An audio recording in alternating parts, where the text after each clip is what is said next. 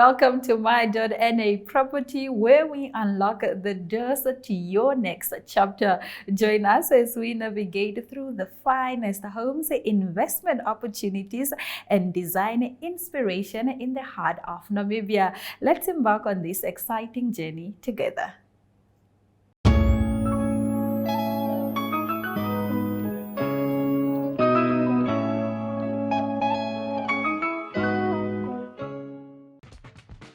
Welcome to my.na Cars, your ultimate destination for everything automotive.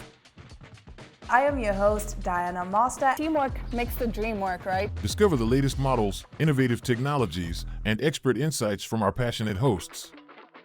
Learn essential maintenance tips and get exclusive behind-the-scenes access to the automotive industry. Don't miss my.na Cars on NTV every Thursday at 2100 hours. Tune in and ignite your passion for automobiles.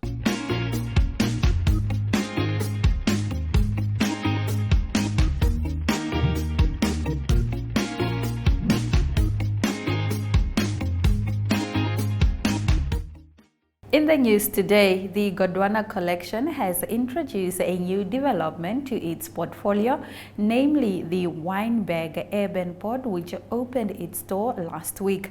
Along with this comes the opening of its exclusive terrace suite, a haven designed for discerning business traveler. The Wynberg Urban Port is situated atop Roman Hill within the Wynberg estate, described as an exclusive sanctuary crafted for discerning traveler and business professional. It offers levels of amenities and services. This urban oasis provides an escape from the hustle and bustle of city life while ensuring convenient access to the capital's business hub. Guests can revel in the serene environment, complete with a fully stocked kitchen, a private bar, a state-of-the-art entertainment system, and even a private plunge pool. These amenities offer the perfect setting for relaxation and rejuvenation in privacy.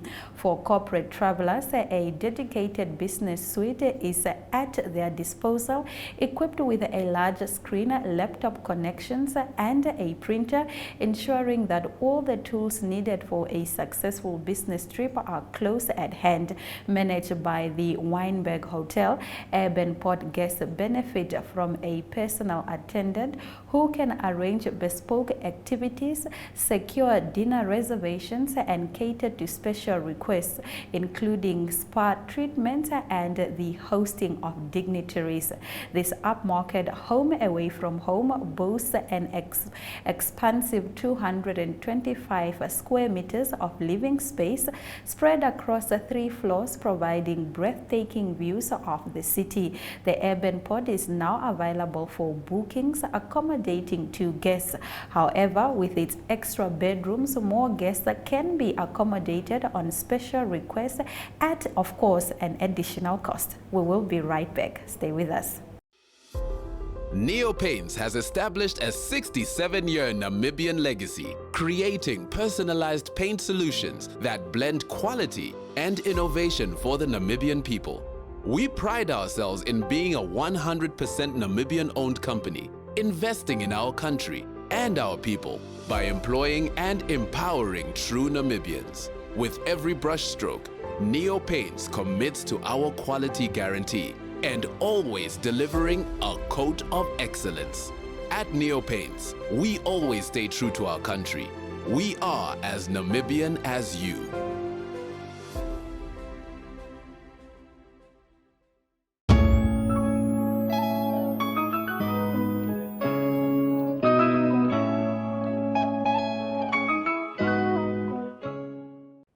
It's that time of the episode again where we talk all things property, property development, and so forth and so on. Right now, I am joined by Sister, and she is going to give us information on things that we do not know. That is the purpose of these type of conversations on my.na property. How are you doing? I'm great. How are you doing? I am fantastic. Let's get straight into our conversation. I'm starting with the work of quantity surveyors. What do they do? Okay, so quantity surveyors are basically the construction industry professionals that deal with the contractual, legal, and cost issues. So, but mainly we call ourselves the construction cost consultants or engineering cost consultants. So we deal with all things finances on the project. So that is managing construction costs from the very simple brick and mortar to your more delicate and complicated stuff, and even the employees and all of that. So managing that to ensure that you're within budget for your client. It sounds like such a, money profession. I just smell money, a lot of it, because you are dealing with money. So I'm assuming that you are getting more of it as payment or as the remuneration from the work that you are doing. But tell us... Before we get to that, a friend of mine said when I got in the industry, or for years, I'd like do a cost estimate or whatever, and I'll send it to share it with a friend of mine who's also curious, and I'll be like, I just feel like this is so expensive, and I think the client's going to say, no, this is too pricey. And he said to me, the problem is you're thinking with your bank account. So I must also get out of the bank account. The problem is you're thinking with your own bank account. Sis, get out. It's not about how much money you have. The client has enough money. The client has enough money. All right. And on that note, how do you typically charge for this type of services? Is it hourly? Is it per project? What goes on? Okay, so before we get to that, but hopefully it will come out. But our industry is regulated, so our fees are gazetted. So there's an act of parliament with the fees that we may charge. So I can't just decide 500. No, you can't just decide 500. Okay. So yes, there's a gazette. So it's a table, and it's dating back to 1998, the one for government projects. And so it's a table, so a project between, say, 8 million to 16 million, there's a fixed amount, and then there's an amount, a percentage above, say, the minimum amount. So let's say the fixed amount, I think it's 350,000 for a project within that value, 8 to 16 million. And then a percentage above the 8 million, which is the lowest amount. So that's how you charge your fees. That's how we're supposed to charge our fees. So that's generally how you charge your fees. So then you have so it's basically based on the project value. And then you have things like traveling cost and traveling time. So for example, if you have a site in Swakopmund, it takes me 3 hours to go to Swakopmund, 3 hours to come back. So those are 6 hours. Then you also charge for your traveling time, because that's time you would have spent in the office doing something. And that there's an hourly rate. It's also regulated. You just don't decide, I charge this. So that one's based on your years of experience. Are you registered or you're not a registered professional? That's, I think, 1,500. So that's how we charge. And then the instances so there's a scope of work. So we work in 4 stages. How do you approach budgeting for a construction or for a project or for any service that you offer? How do we... Okay, so typically how a construction project runs is you have, in quantity surveying, we follow 4 stages. So it's inception, it's documentation, and then we have contract admin, and then we have final account closeout. So inception is typically when you come to me, or not to me actually, you'd go to an architect, you have this idea, you want to build a shopping mall. So then you go to your architect and you say, I want to build a shopping mall. You may or may not have a budget, but let's say you have a budget and you say you have 50 million to build this mall. Most of them don't have a budget, but so you go to your architect, and then your architect designs this grand, beautiful idea, or it's like a sketch initially, and you love it. And so then the architect would give us that sketch, and we'll then do like an estimate of how much this is going to cost. There are various ways to do it, rates per square meter. There's just various ways to do it, or a detailed estimate, depending on how much information you have. So then you do your estimate, and then from your estimate, you're able to determine a budget, so that and then you say, okay, this mall's going to cost 30 million. And then the client says to you, oh, okay, but I don't have 30 million. It's above my budget. I can only do 25 million. Then then the architect obviously revises the design or works along with you then they ask you, for example, okay, what can we use? Instead of using structural steel, can we use concrete? Which one is cheaper? So you guys do this sort of like value engineering to get fit back to the budget of how much does it cost. And so then you will work then until you get to that, until you are like, okay, I think we might be able to be within budget. And then you move on, and then if the client is all right, their finances is in place, their finances are in place, they have the land in their name, they have a lot of, a checklist that you check, then you now proceed with the next stage, which is now documentation. So that's now more detailed. So the architect will now design detailed drawings. They take them to the municipality for approval. Your engineers will design now the structure to make sure that, it's strong enough to withstand whatever weight is going to be on it. And then now we do a detailed bill of quantities.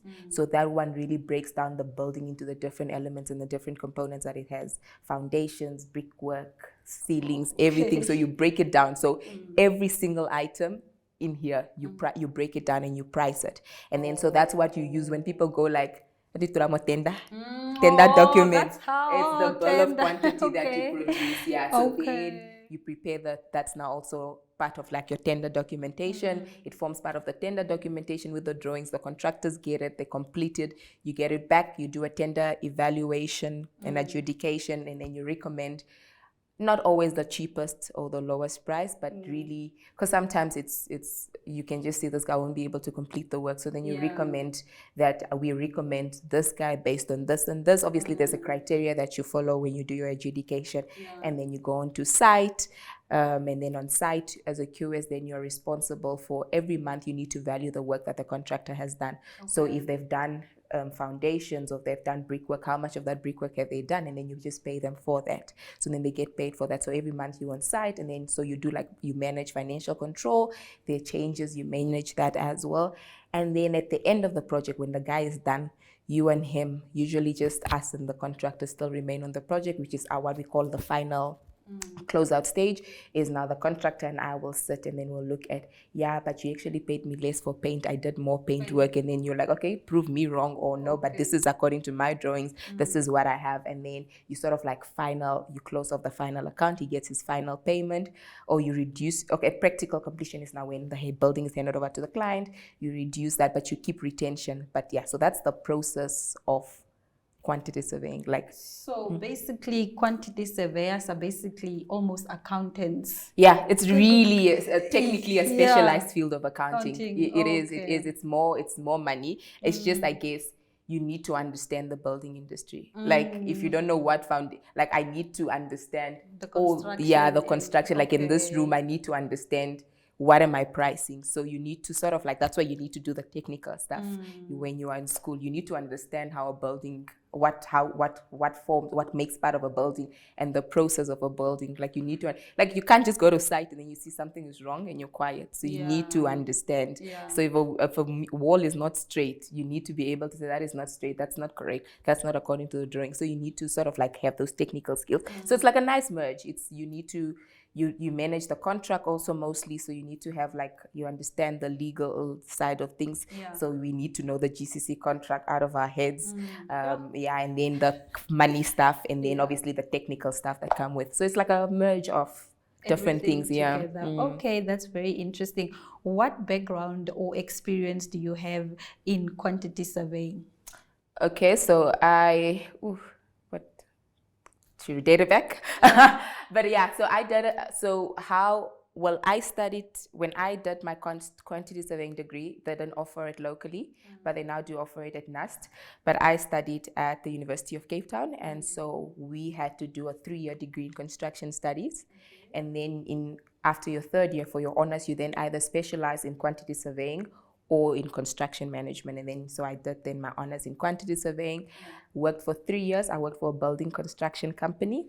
Nexus Building is one of the biggest construction companies in Namibia, actually. Local company, So I worked, they funded my studies, so they were my bursars. They gave me a bursary when I went to study. So I worked there for about 3 years. And then I was doing my in-training at the time. So we need to log, for you to be registered as a professional quantity surveyor, that enables you to sign off, and that actually enables you to call yourself a quantity surveyor. So unless you're registered, you can't apparently call yourself a quantity surveyor. So so I worked there for 3 years. Then I joined a consulting QS company to finalize my in-training period. Then I wrote my board exams. It's 2 papers that we write. Wrote the board exams and I passed that. And then I was now eligible to be called a professional registered quantity surveyor. And then, yeah, I started my own company. I think I've been in the industry for about 7 years now. Oh, wow. Nice work. So how do you keep abreast with the latest trends in your industry? What do you do? Are you on Instagram? Are you Googling? I don't know. Are you on TikTok following other quantity surveyors? What are you doing? Yeah. So I think, so we have what we call the Institute of Namibian Quantity Surveyors. So their role is to promote the industry and to ensure like sound professional practice from our professionals. And so they have things, and we need to do like continuous professional development, CPD hours. So they do like workshops, and we had a seminar this year in collaboration with the Africa Association of Quantity Surveyors. So we had a lot of like other quantity surveyors from Nigeria, Zimbabwe, Botswana, all over here. And we had like a very good seminar, and it was just, again, about what is new, what are the trends, what are the things to look at, how do quantity surveyors get involved in the mining industry and this industry, what should you look at, should we all focus on the traditional way of doing things? So that's the one way. And then I think just reading publications, like reading and stuff. The Namibia Institute of Architects has like a yearly magazine that they launched last week. So it's just that really. And yeah, social media. Social media is for vibes. All right. You get some clients that are very picky, like me. For example, perhaps I would require 1 million changes before I'm satisfied with the project. How do you then handle those clients who are like me, who wants you to change something 1 million times, be it the budget, be it everything must just change. Something is just not always right. How do you handle changes when you're working on a project? I think it's always very important to know that a change costs money. And I think with most clients, generally, you are concerned about how much a project is going to cost at the end of the day. Like, you don't want surprises. Yes, you want a pink, yellow wall, but if it's going to cost money when you said initially you wanted white, it's going to cost you money. And I think a good project for me is a project that you allow sufficient time during the planning stage. Okay. So during the project planning stage, where you're able to say, this is what I want, and really that you define the brief, and the brief is, what does the client want? So you come to us and you're like, and I mean, I'm doing a project now, we've spent so much time just getting that brief right, doing meetings and getting it signed off. But really, you need to understand, and a lot of clients don't know what they want, so it's, you need to define that brief, and you need to spend enough time just defining that brief. And sharp, when you've defined the brief, now get into the actual nitty-gritties. Will this work? Will this not work? Allow sufficient time to ensure that you actually plan a project well. The thing with construction is there are always a lot of surprises. None of us know what is happening underground, and yet we need to go underground because our foundation needs to go underground. So you already always have those changes. Like our earthworks, for example, is always measured provisionally because I don't know what's underground, And so now there's already those changes that always come. Now you also want to bring in changes that you could have, avoided at the time. So generally in our bill of quantities, we allow for what we call contingencies. And contingencies it's just basically an allowance in the budget for unforeseen. It's actually supposed to be used for unforeseen circumstances.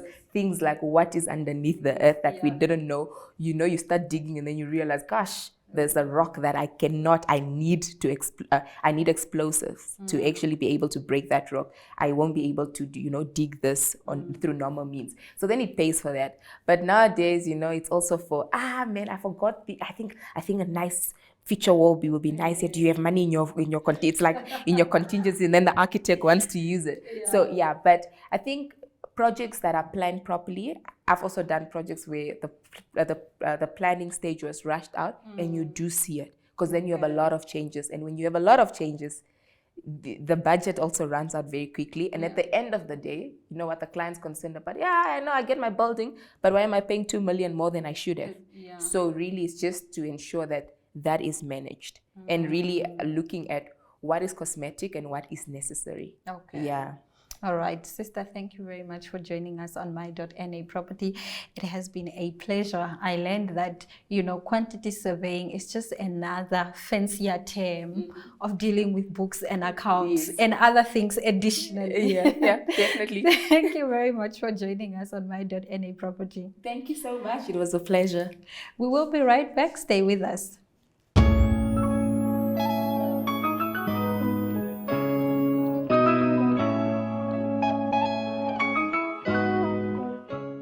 We are now standing next to the kitchen sinks because that is what we are about to choose. Esther, what would you tell a client before they decide what specific kitchen sink they should have in their kitchen? Okay, so basically the client will have to have their measurements and the size, the depth of the zinc that they want. So depending on what they choose or what the size they have already at their house, that's what will determine what type of zinc we have to sell to them. So all sizes come in different sizes. You have the double zincs, you have the triple zincs, and the single zincs, and the prep bowls. Yes. Once I've done my kitchen sink options, does CTM offer kitchen renovations? Unfortunately not, we don't, but we do cater for our clients. For example, if there is a problem with kitchen sink and we are able to get them a part of the kitchen sink or so, we can help them with that, but we don't do renovations. I would still want my kitchen to look very nice and colorful. Does CTM offer kitchen sink accessories? Yes, we do have kitchen sink accessories. So if you are buying your zincs, you can buy a drying strainer whereby you can put your dishes when you are done washing them. Or we have the chopping boards that you can also use when you are chopping your onions and tomatoes, so that you can add to your kitchen as an accessory. There is a famous saying that the kitchen makes the home, or women love their kitchen and they don't see home complete without a perfect kitchen. Yes. What would you recommend to a client to make their kitchen very homely and warm for themselves and their visitors as well? Okay, so what I can offer my clients here at CTM is the kitchen mixers. So we have a variety of kitchen mixers that they can use with their beautiful zinc that they buy from CTM. So I believe that if you have this beautiful tap that you are able to rotate around and just wash your dishes beautifully, that will make your kitchen hit. There you have it. Esther told you what it is that you need to do to make your kitchen a home. Esther, what else would you say is something that a kitchen cannot do without? A kitchen cannot do without. My goodness, there's so many things, but if I have to mention in terms of what I'm selling here at CTM, obviously your kitchen needs a zinc, you need to buy the mixer, you need to buy the accessories, and we have it all available here at CTM.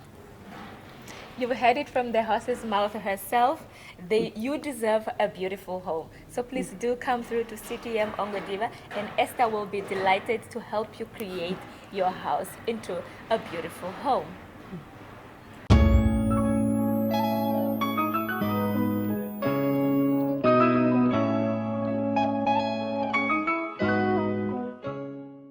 That wraps up another episode of my.na property. We hope you are inspired and ready to make your next move. Stay tuned for more incredible listings, experts, insight, and the latest trend in Namibian real estate. Your dream property awaits. Until next time, happy house hunting.